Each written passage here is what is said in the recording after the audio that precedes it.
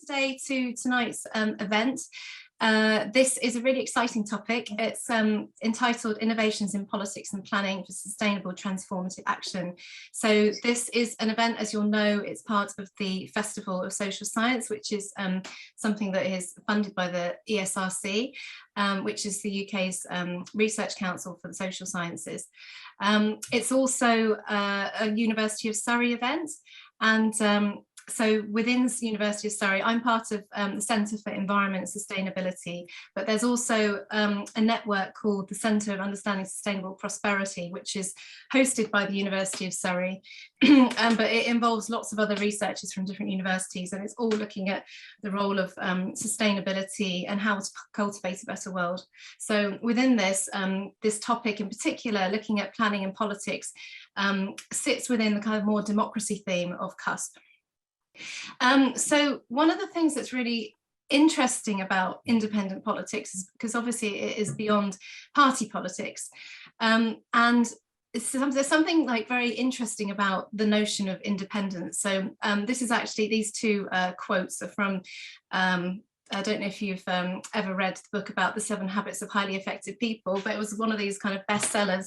But I read it this year, and there was a couple of quotes that actually quite resonant with this particular topic of independent politics. So he said, independence is an achievement, interdependence is a choice only independent people can make. And then he goes on to say, as we become independent, proactive, centered in correct principles, value driven, and able to organize and execute around the priorities in our life with integrity, we can then choose to become interdependent, capable of building rich, enduring, highly productive relationships with other people.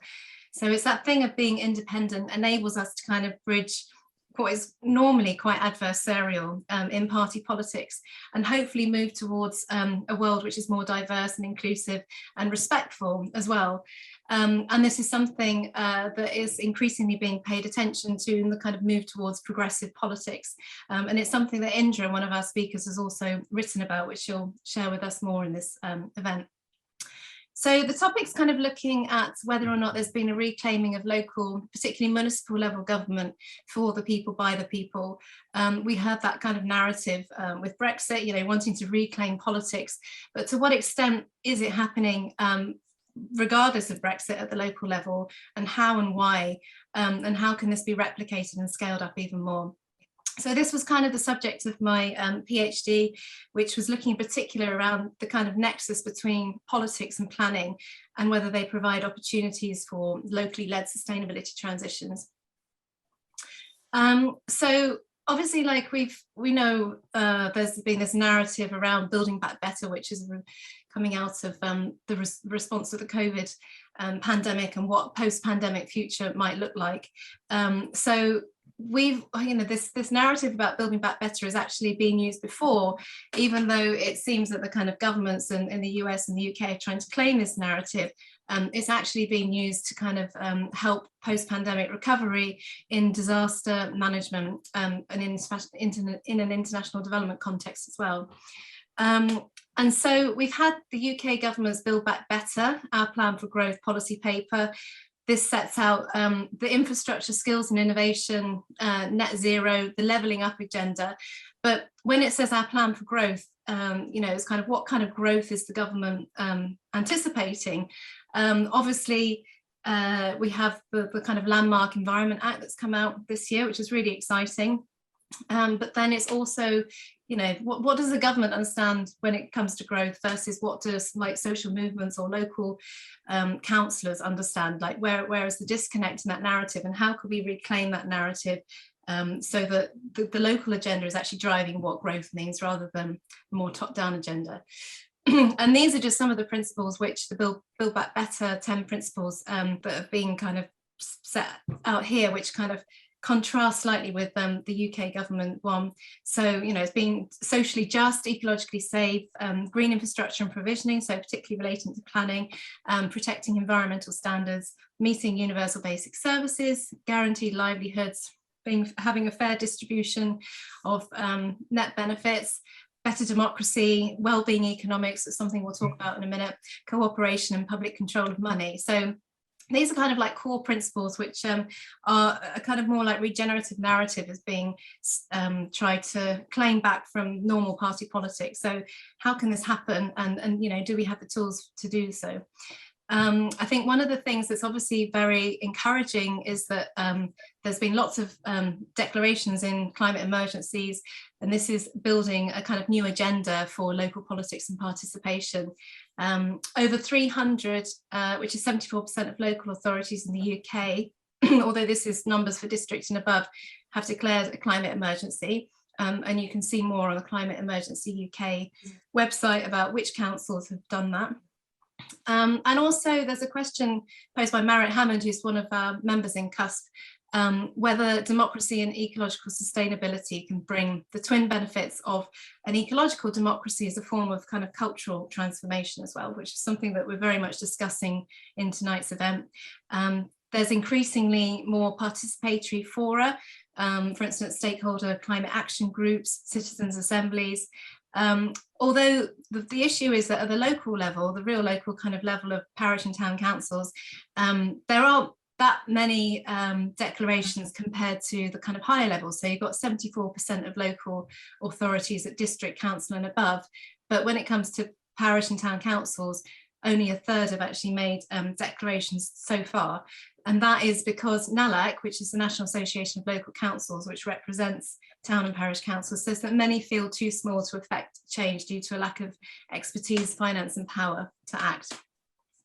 So one of the things that you may have heard of is the Climate and Ecological Emergency Bill. This was kind of put forward by Caroline Lucas, who is a member of MP for Brighton and part of the Green Party.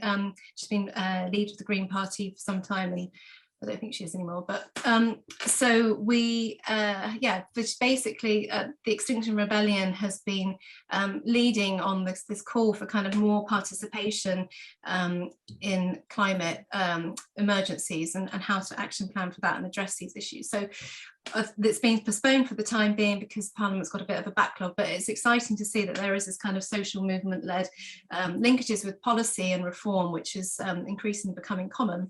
And in particular, we are looking tonight, one of the kind of case studies, if you like, is what's been going on in Frome. So this is a kind of green wraparound that the local newspaper, so Frome's in Somerset in England, and Peter Mcfadyen, who's here tonight as one of our speakers, he very much has been involved in this agenda for some time on a local level. And he set up Sustainable Frome, basically became part of the transition movement. There's lots of really exciting things here around, you know, like what Frome would look like in 2030. But, you know, this is an imaginary, obviously, because it hasn't been 2030, but COP35 comes to Frome, and the library of things which you might have heard of, which they have, where they kind of share different things. It's more of a kind of a shop, a share shop. So rather than buying new things, that you can go there to kind of borrow things. So that, you know, seeing accelerating and spreading nationwide. So some of these innovations are happening in Frome, and fully pedestrianising their town centre. So that's the kind of vision. And so, you know, how did Frome kind of come to be this green? You know, like what were the actors involved, and how is this kind of like locally led kind of desire for green translating into kind of local political practice, and how is that being scaled up in particular through the Flatpack Democracy movement? So I think we've got time for a little bit of a snippet of I'm for Frome video, the 2015 election campaign for the Independence for Frome, and they are a group of councillors who control the town council. And they're totally independent in terms of they're not, you know, haven't got a party political agenda officially, although maybe some of them have you know, past or existing party political affiliations, but they very much centre what they do for the kind of benefit of Frome. So I'm just going to show you a quick snippet of this before introducing tonight's speakers.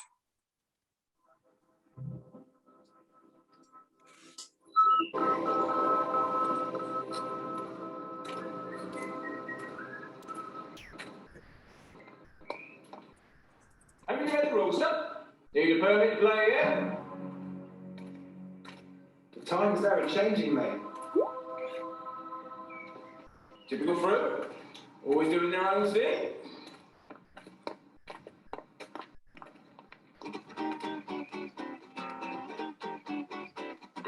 public service announcement for the citizens of Frome.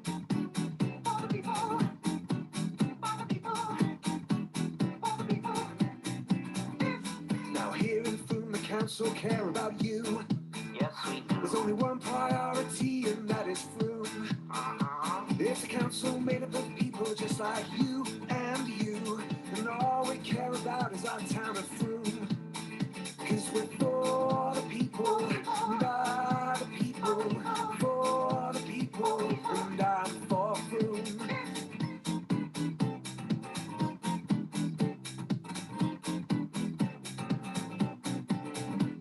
We're a group of Fromies known as IFF, Or if. and we like to keep our nose out of party politics. Yes, we For the do. last 4 years we've done a pretty good job. Now let me tell you about all the things we've done. Okay. We've solar paneled and saved the cheese and grain, got electric cars and community spaces, achieved grants for the mill in the river and the plain fields to acquire a meadow, a show field, and save the dippy for you. We're attracting independent businesses, markets, and youth startups, investing in the quality of life, new toilets, pump track community lunches, POD youth club, creating allotments, the energy efficiency plans, children's festival, adventure room, apprenticeship training, vegetable gardens. We saved what can feels. Food banks. We listen and we talk to you with Participate Frome. We even have our very own energy recycling officer. So I'm just going to leave it there for now, but you get the picture. They've done quite a lot when it comes to sustainability and kind of really shaking things up politically.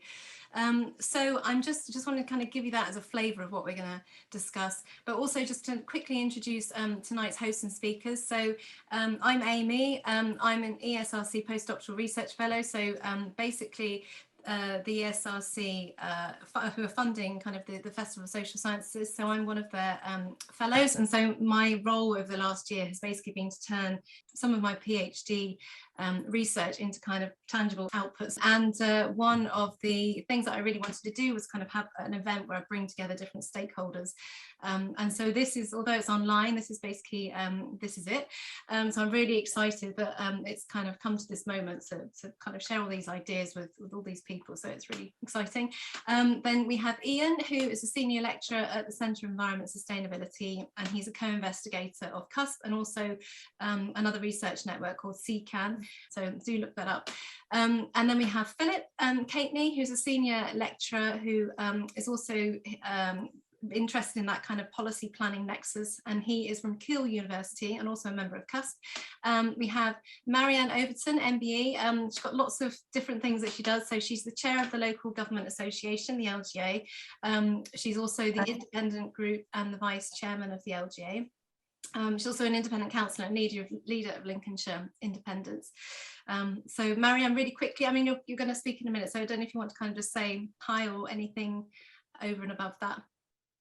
That's fine. It's Vice Chairman, Local Government Association. Thanks very much. And then we have Peter Mcfadyen. So Peter, as I said, very much involved in what's gone on in Frome. He was the co-founder of the Independence for Frome, which is the independent movement that I've just showed you the video of. Well, it's an independent group which has become part of the Flatpack Democracy movement. And he wrote 2 books in 2014 and 2019, which I'm sure many of you have come across and enjoyed reading. Peter, do you want to say a quick hello?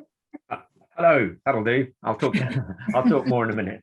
Okay, and then we have Indra Admin, who is founder of the Alternative UK. If you haven't seen that, really check it out. It's got lots of really interesting, truly kind of world-changing stuff that's discussed and explored on it.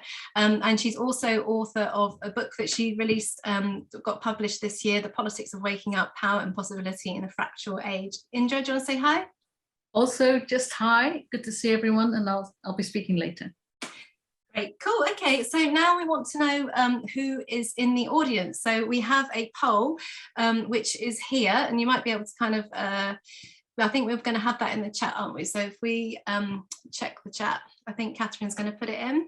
While that is going on, so if you could just go to the link and then check for me.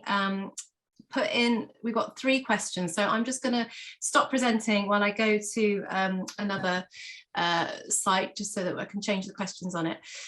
Okay, right, so it should allow us to see who is who. So let me just okay, great. So I'm going to resume share, so we can see who is in there. Can everyone see my screen? Yes, we can. Okay, right. So this is who we have in the room. So we've got 8 from academic and research. We have 2 other. We have 1 elected representative. We have 2. So I think some people, I'm not sure if everybody's responded to it. And then we have 3 NGOs, charity or social enterprises, and 2 community groups, and 3 private sector. Okay, so I'm going to change it to a different question. And then we're going to see what the next question is. So, okay, right. So this question is, how much do you know about independent politics? So it should have changed to a different question. If you can, it says, it probably says like the presenter's updated. Okay. So this is how much people know about independent politics. So we've got 8 people who know a little, 4 people who know loads, and 7 who know nothing. So it'd be very interesting for people who know nothing, whether or not they feel that they've learned something about it at the end of the event. Okay, great. So then we've just got one more question. So I think it'd be quite interesting because some people they didn't know anything about independent politics. So if you click on this question, I've updated it, so it'd be good to respond to this one. So which of these apply to you? Okay, great. So one person is an independent councillor. As of yet, there's nobody interested to stand as an independent councillor, but that might change as the event goes on.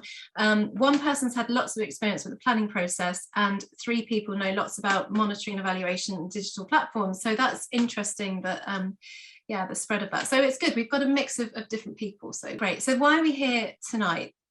We are here because we want to deepen our understanding of the relationship between politics and local governance that can affect sustainable outcomes, gain insights into how to reorientate local institutions towards working towards environmental benefits and social well-being with different actors and positively shaping where we live, exploring Flatpack Democracy, which is a local political movement which I've talked about, and many of you probably know quite a lot about already, and it seeks to break the mould of party politics through the election of groups of independent councillors.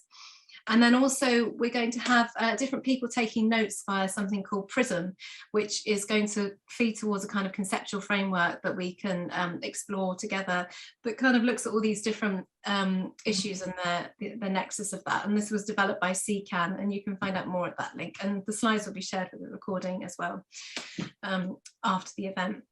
So, right, okay, so just quickly, we're going to outline the different levels of local government in England, and then Marianne's going to respond to some questions.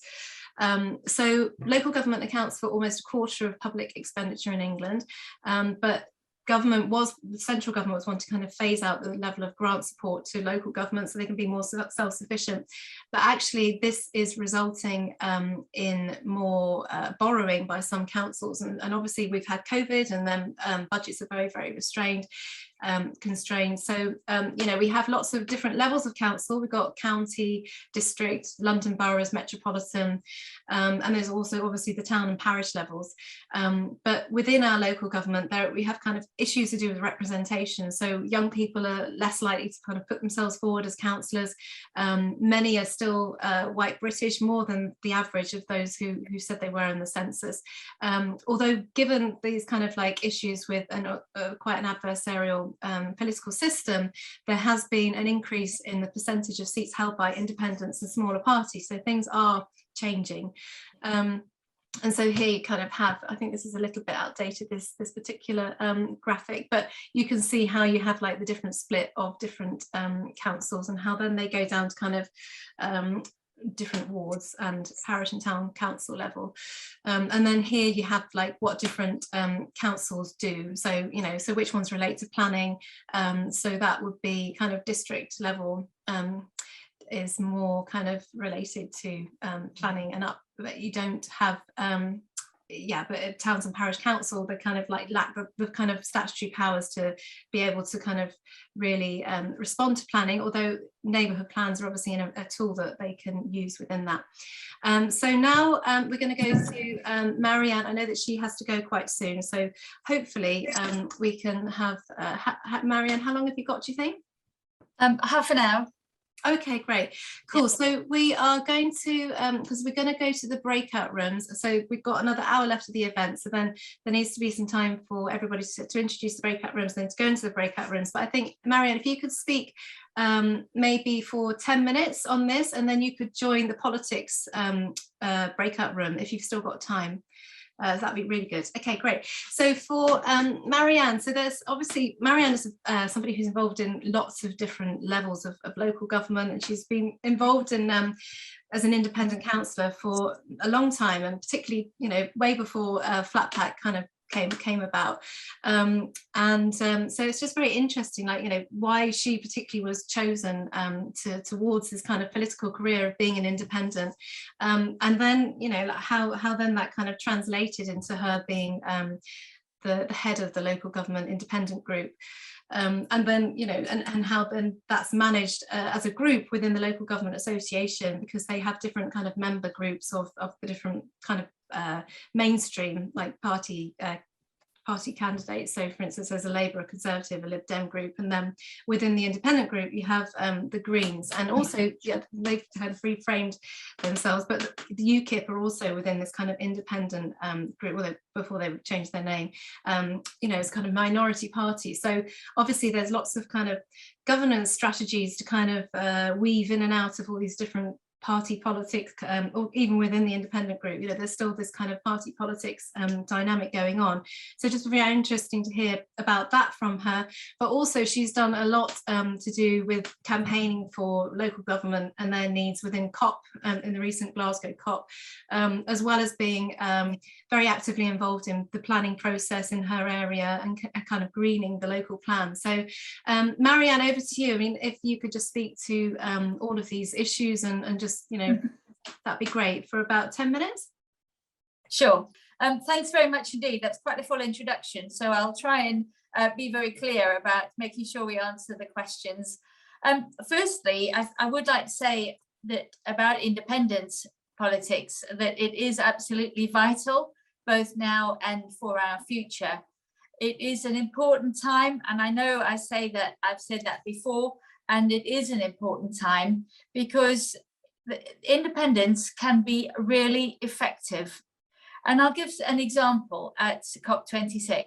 So I've just spent the 2 weeks there, and because it is partly my background, it is where I started.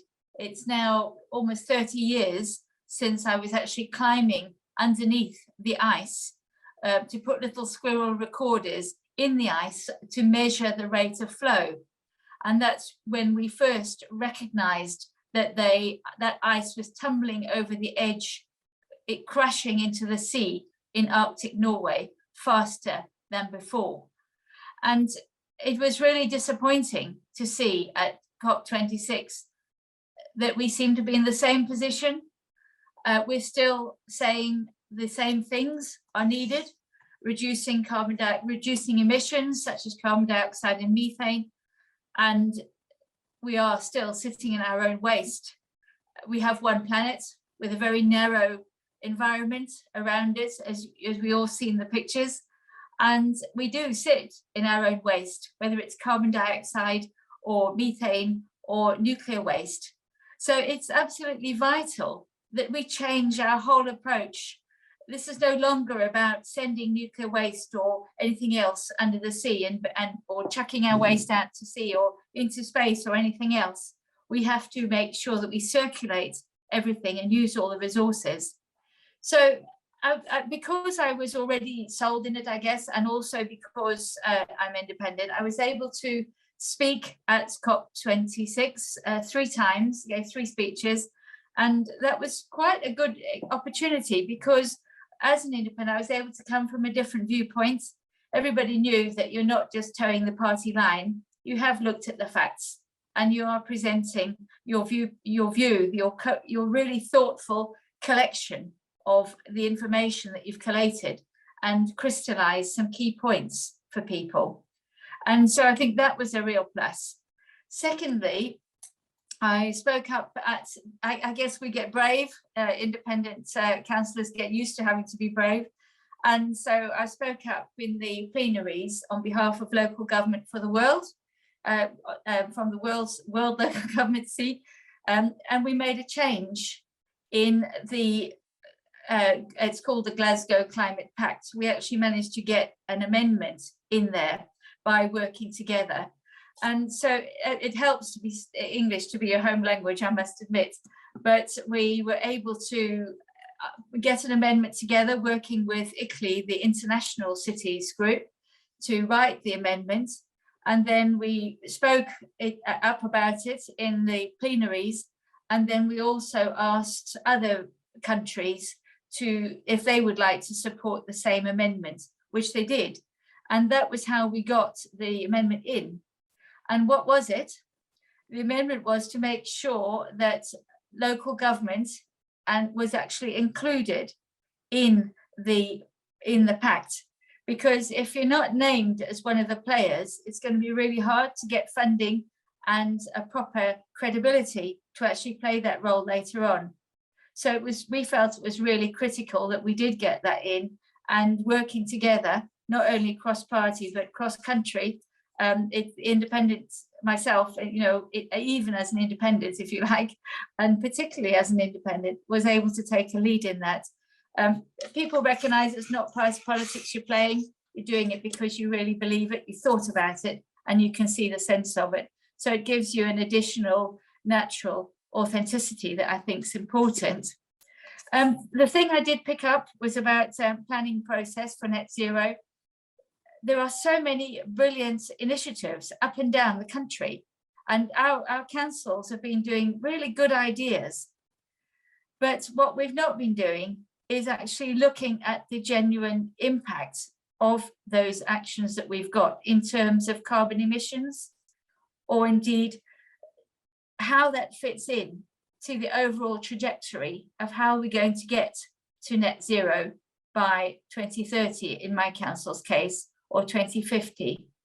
So I have challenged my council, and we are working on it. I want to see how each of the actions we are proposing will bring us to where we need to be. And then I'll be looking for a costing and where that money is coming from. It's too easy for us to do some initiatives, get some good press about it, and actually we're still having, and as you know, the government is really quite, mixed feelings in this, because they say they want to go towards this net zero, but actually we also still have to produce 300,000 new dwellings, and they don't have to be small, and they don't have to be properly passive house standard or anything like that. They say that we must reduce coal, but they've said nothing about oil and gas in the agreement. It didn't get into there, and coal got taken out as well, as you know. But the issue about this is that it's no good. Boris was saying that it's 1 minute to midnight, and he feels like James Bond deciding which wire to cut. But it's not which wire, it's all of them. It's not build more, it's build less. And we have to tread more lightly on the earth. And I'm not really sure that's entirely got across to everybody, but that is where that's where we have to be. On the current trajectory, you may know all this, but on the current trajectory, we're on to get to an increase of 2.7 degrees rise in temperature by 2050, and we need to be less than 1.5. So we're way off, I'm sorry to say. In my own council, we need a 13.7% reduction in emissions every year, and the impact of COVID made a 6%, half that reduction, and of course it's gone back up. So it's really time that we, all of us, challenged the government's drive, which is being pushed through local government, towards growth, and growth at all costs. And what do they mean by growth? And if you look at the policies, the increase in dwellings, increase in buildings for infrastructure, which I know we need, but there's a huge amount due being put forward, and all of these extra economic growth. But it isn't economic growth we should be heading for. We're not in Alice in Wonderland where you can just carry on growing forever. What we need is balance between what we use and the resources we have. And that's the catch. So I'm really working hard to try and get changing growth out of everything towards economic well-being, which I think would be hopefully also acceptable to all parties, but will start to make us think a little differently about what we are actually aiming for. And I should just pick up a little bit. You asked me about the different groups with the independents. With the independent group, we do have different parties within our group, but the good thing about them is that they tend not to have a party political whip. And this is the thing that really drives us mad as independent councillors, because you will have experienced this as well, I'm sure. You ask your local councillor and they say, well, I'd like to support you, but it's not party policy and I'm going to be going the other way, which just drives you nuts. You think, well, who voted for you? It was the local residents that voted for you, and that's what you expect them to be listening to. So I think it's the whole point about our independent group is that we all look at the facts of the matter. We look what local residents are working for, and then we try to shape all the policies and directions to match a much better future for our residents. If I've missed anything out, or you want to ask me a quick question, please do. But thank you very much indeed. I should just say the independent network here I've got is a national group, if anybody wants to take part in that.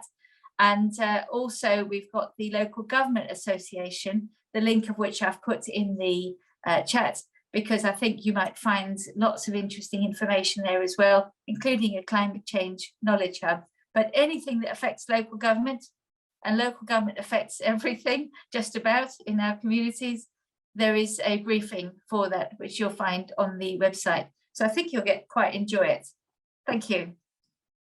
Thanks a lot, Marianne. That was really, really insightful, and it was really lovely to talk to you and hear about, how your insights into independent politics means that it could actually lead to more informed decisions about climate action.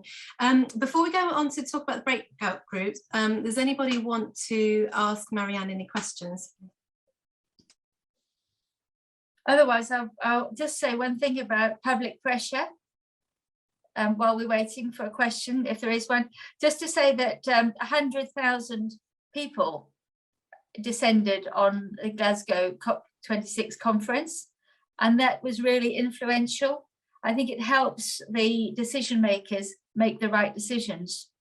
So I think, those campaigning, keeping your voices up, everybody speaking up for what you think is important, is really critical to successful decision making.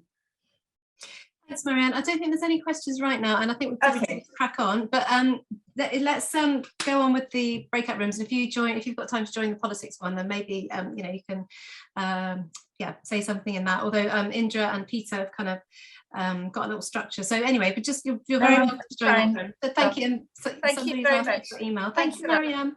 Thank you. Thank you.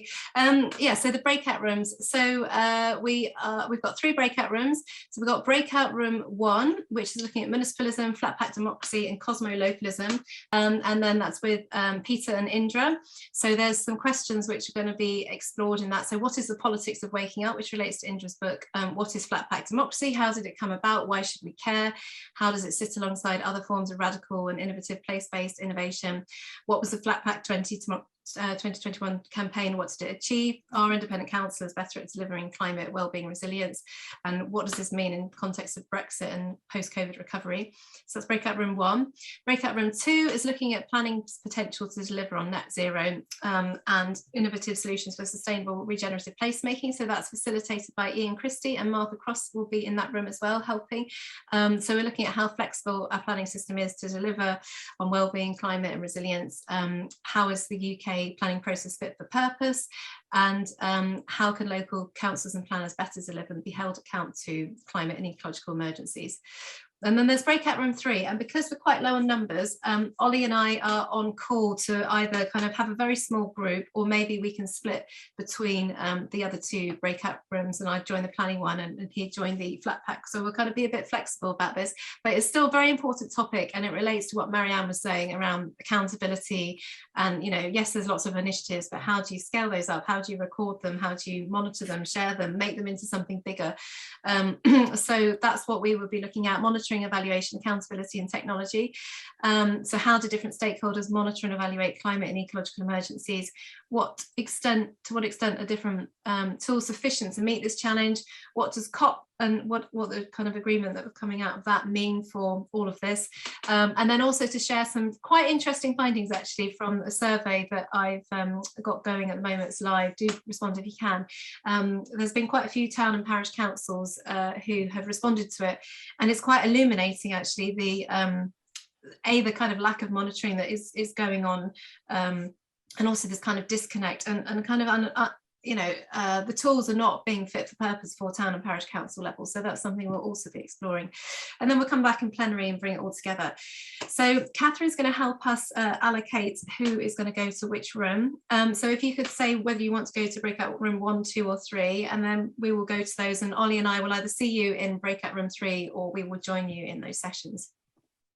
Great. Okay. Thank you, everyone. I hope that I think I was kind of owning the word cloud. So if you'd like, I would love to share those with you, because you probably didn't get to see them. I thought it was going to kind of happen live for you. But we have got now 20 minutes left, and I hope that you feel that you had a good kind of conversation. I'm sure that you felt it was cut short, as we all do in these breakout rooms. So I don't know if Philip wants to kind of go first with just kind of summarising what you discussed and sharing your mapping that you did, if you managed to get around to doing it, because I know there's lots of, sometimes it's not always easy to speak and do that at the same time. So yeah, over to you, Philip.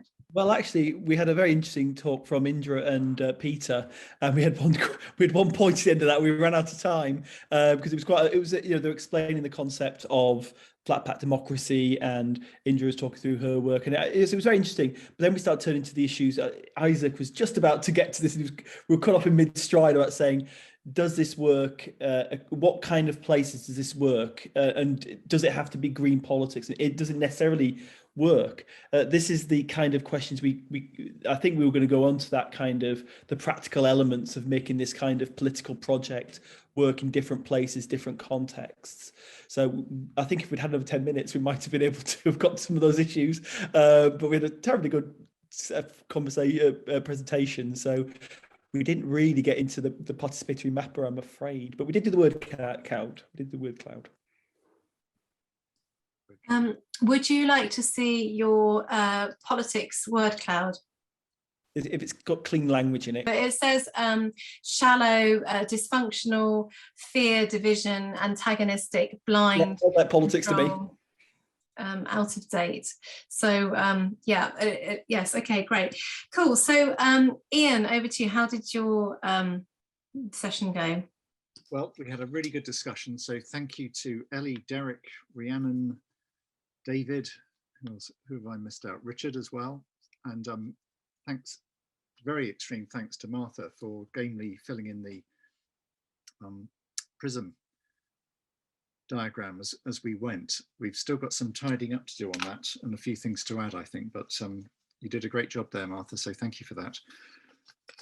What we discussed was why the planning system, which ought to be the place where lots of things come together in a joined up way to help us achieve multiple co-benefits in relation to climate, sustainability and well-being, is not fit for purpose. And indeed, one of us said, rather than helping us solve the problem, the planning system as it currently exists is busy adding to the problems in every respect. And that's not because people are deliberately trying to make it worse, but because local authorities haven't got either the powers they need or the resources they need. And if we look bottom up, we've got all kinds of delays and cumbersome aspects of the system, which make it even more dysfunctional. So it takes many years for a neighbourhood plan to be developed. We don't have enough engagement by grassroots groups in the whole system. And really the system is so geared in favour of developers who themselves are not really living up to the standards which exist at the moment, let alone to the ones that we need in the future. So we're still building in floodplains, we're still building to a low quality of energy efficiency, and so on and so on. So I'm afraid the verdict was pretty unanimously this system is not fit for purpose. And if you'd given us another 20 minutes, Amy, we would have solved it. But you know, I'm afraid we were cut off just when we were getting to the solutions. Thanks, Have I Ian. missed anything out, team? That all sounds really, yeah, like a good summary of how I think a lot of people do feel about the planning process. And I think, you know, I think a lot of these conversations that we're having, I mean, Ollie and I also kind of felt slightly, you know, there wasn't quite enough time to discuss it. But I think, you know, what we're going to do is write up what we've discussed and see how we can kind of move these discussions forward as well. Because I think, you know, we all want to kind of get to the root of some of these issues in more detail. So Ollie, who wants to kind of present from our group? Yeah, I can briefly summarize. I mean, so, you know, just for the benefit of those that weren't there, Amy presented the results of a survey that she's been conducting, which is still live. So just a sort of preliminary look at this stage, but revealing some really interesting findings concerning attitudes at the local level towards monitoring and evaluation, and also the technologies on offer there. And after a sort of a brief elaboration on that, we had actually some a contribution from Graham specifically, which I think was you know, very apt concerning his role as a parish councillor, I believe, Graham, where the observation was, you know, essentially that there is no lack of enthusiasm at the local level to participate. But there is a lack of the tools, digital tools especially, that councillors and the like can direct them to be able to guide, inform, point to the pressure points, the leverage points, and of course ultimately document as well and understand how that contributes to impact. So yeah, good amounts of enthusiasm, but still a dearth of sufficient tools, which I think is very telling. And I think actually just on the findings of the survey, because I was looking through them today, and I think it's only like 12 people or something who've responded to them so far, but they are quite informative. So I wouldn't mind just quickly sharing with you before we kind of go on to a more kind of plenary Q&A, just really quickly, because they were quite interesting. So sustainability at the town and parish council level didn't seem to, for the people who responded, and obviously they're not all represented, but you know, it doesn't seem to be kind of like a core focus of their work. 58% hadn't set a date to achieve net zero by, 83% didn't report against the SDGs, 30% are not planning to kind of declare a climate and ecological emergency, but 42% do have a climate action plan. There's not 38% never discussed climate declarations with their partners, of those who have actually declared them, which is a bit worrying. And monitoring and evaluation processes generally are very, very weak. There's not any kind of accountability, well, not any, but there's little accountability on that. Many don't use an environmental sustainability framework to report against. There's massive confusion around what tools to use, you know, not feeling confident with technology, not knowing what's out there, although kind of having more of a peer-to-peer element is seen as very important for people, as well as kind of being able to kind of compare themselves against how others are doing, and having a kind of one-stop shop for tools. And interestingly, you know, incentivizing greater documentation of knowledge and action was not seen as priority at all for a lot of these parish councils or town councils. 56% thought that wasn't important at all. Which, you know, so maybe there are other reasons that we can kind of dig down as to why that might be. But I mean, for me personally, I think incentives are really important because it helps encourage other people to kind of want to kind of do more. And if more people are wanting to do more, then you kind of get that scaling up. So I just wanted to throw that in there. But I think now we can just kind of have more of an open discussion and a kind of, you know, a Q&A and try and bring it together in the next 10 minutes of where, you know, bringing together the strands and how the politics and the planning and the monitoring and evaluation and really kind of thinking like, how do we get more accountability on these issues and what kind of tools we can use and what we can, you know, all of us can do as actions to take forward out of this. So over to whoever wants to speak. Amy, what do you see, please, as the leverage that you're going to offer against whom? All these plans are coming through. We're all debating what's wrong with the current situation. Who's going to make it right? Well, I think we all are. You know, we all need to take responsibility for what we can take responsibility for, and you know, like have the things that we're passionate about, and by having kind of, and that's it. You know, if we kind of all, even amongst ourselves, like have an action that we can go away with, and just kind of like, you know, I'm going to do this, and that's just something in a drop in the ocean, but it's all something that we can do. And even if that means that some of us have conversations and take things forward, and you know, like for instance, you were interested in the tools and actually what can you do. You know, that's kind of something that we can do. So, you know, it's not up to anybody necessarily to kind of, you know, not up to central governments, you know, we all need to obviously play our bit. So I don't know if that's what you meant. Exactly what I meant. Thank you. Amy, can I just comment on that? Sure. I mean, I think there's, I can't remember if it was you or Marianne who said earlier that now the National Association of Local Councils had said there's kind of no point in supporting. They don't do much for the local level, for the community level, because the community level thinks that they can't do anything. And for me, that's a sort of that's a sort of downward spiral. And that if they started actually supporting people and supporting local organisations, I mean, there's these 10,000 councils of people. That's what 100,000 local councillors.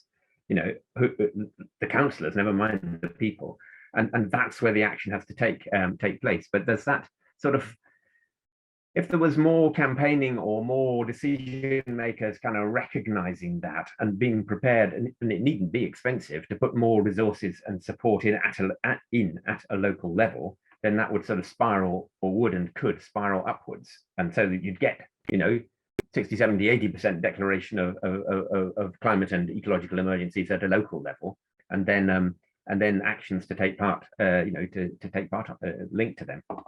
I think that NALAC didn't say, and I would never cite, you know, saying that they don't do anything, but I think that they basically said that that is that town and parish councils feel. I think they had a survey, and they said that that's how, you know, town and parish councils feel, that they lack power to do anything. So I think it's more around, you know, why do they feel that they lack power? And again, it's that thing about, you know, there being a wider support network. So how can we team up with NALAC, for instance? They do quite a lot of stuff about climate change. So, you know, if they're trying to get to the root cause of this issue, like, you know, why do they feel disempowered?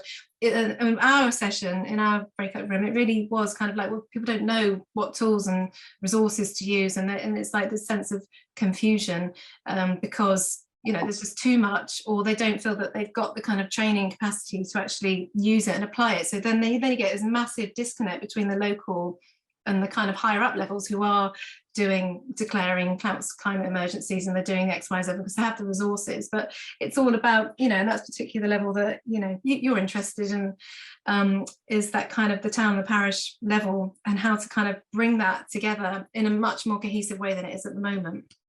Yeah, exactly. But I think that I think NALC are wrong. I mean, I think that they are by you know, somebody needs to start that. There's a sort of impasse there, because if they're right and they've done the research, and you know, and local councils don't feel they could do anything. Actually, if NALC took the initiative and were to support those local councils, then they could do things, and they could do a lot. And as Indra was talking about in our group, at a Cosmo local level, at a local level, there's an enormous enthusiasm to do things, but people don't know what to do, which could be supported by local councils. So well, I suppose what I'm saying is that I think that if the NALCs and the LGAs and the independent network, for that matter, took some initiative in this area, that could kickstart and catalyze stuff, and it won't happen. You know, the groups of old men who mostly run parish councils aren't going to jump up and down and get excited about this. Well, I think, you know, we need to have a meeting with NALAC and maybe with Graham, and that could be like, you know, an action that could come out of this, and then just speak to them and like, okay, well, how do they feel that that's a true representation of what they're doing, or is there something that they're doing that we could help them scale up, or vice versa? I should warn you that I'm going to be preaching revolution. My own view is that the world governments have completely missed the whole point of climate change, and that 7 billion people are going to rise up and say, get out of the way because we're going to do it.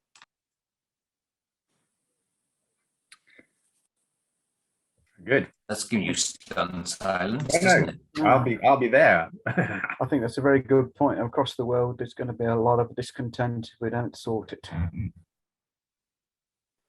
I think Ellie has a hand up.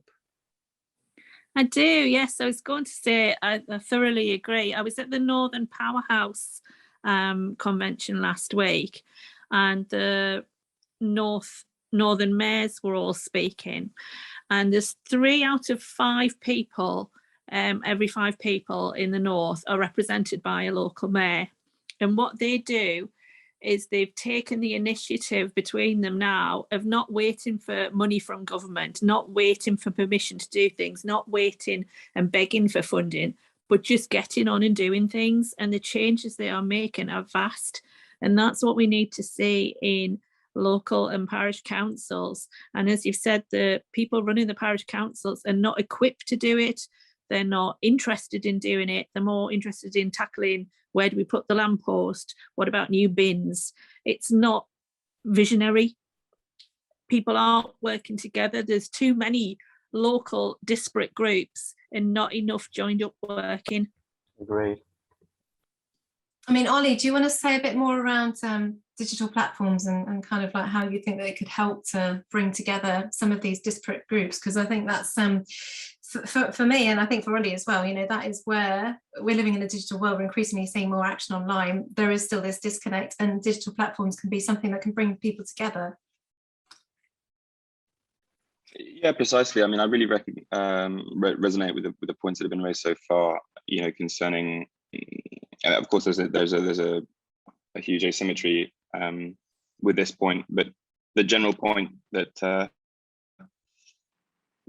that governments, the local governments even, are simply not where it's at in terms of the bleeding edges of transformative action, and that resides actually squarely within the hands of civil society traditionally.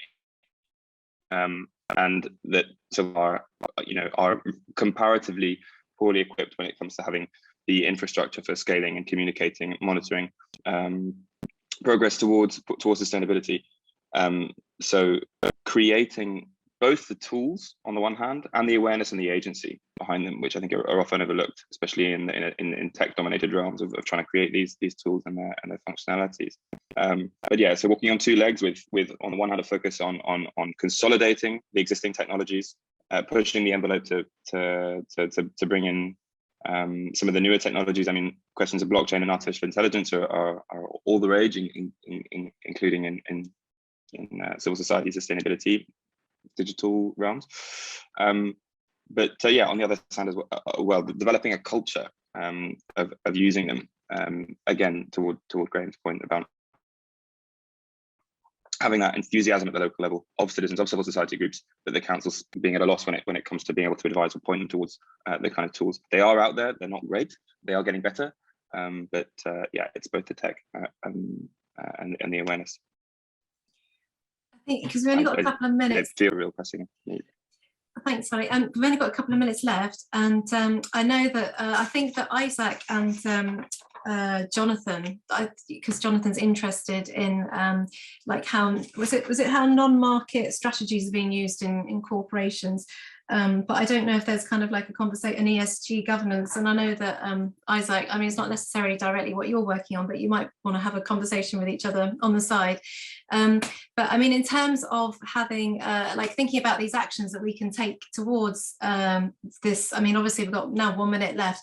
Do you think that we could all kind of put something in the chat that we're kind of prepared to do as a kind of, you know, some things that we can share with others to kind of be holding ourselves accountable to how we're going to follow up this, given we only had an hour and a half to explore quite a lot of issues? Would everyone be happy doing that?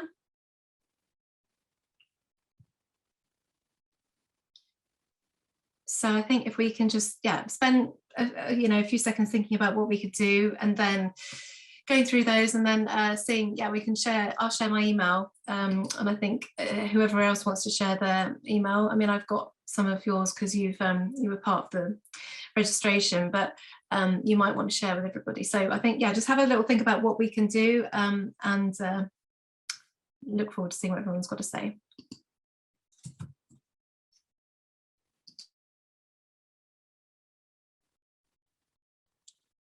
because I'm just conscious it's the end, but then also want to kind of feel that we, yeah, this might lead to something. I think it should. And I'd also like everyone to give you a digital round of applause, Amy, because it's been a very well organised session, very interesting. Thank you. Well, I think if anybody, I mean, one thing we could do, if everybody wants to, I could ask you if you're happy to kind of be involved in some kind of you know, follow up to this event, and so I'll send an email out with a recording, and I'll also put a link to, when we've tidied up the prison maps and stuff, and we'll do a little blog and put it on the CUS website and stuff, and if you do want to kind of work towards doing something with this, then I think that would be a really positive thing to do. So I really want to thank everybody for coming, and if you weren't able to make it and you're watching the recording at a later date, then I hope you enjoy it. Yeah, thank you very much, and especially to everybody who's helped to support this event, because I couldn't have done it without you, so thank you. And do complete the survey if you can, which you've got a link to in the Eventbrite chat. Great, thank you very much. Thanks everybody. Bye. Take care. Thank you. See you later. Bye. Thanks everyone. Bye-bye.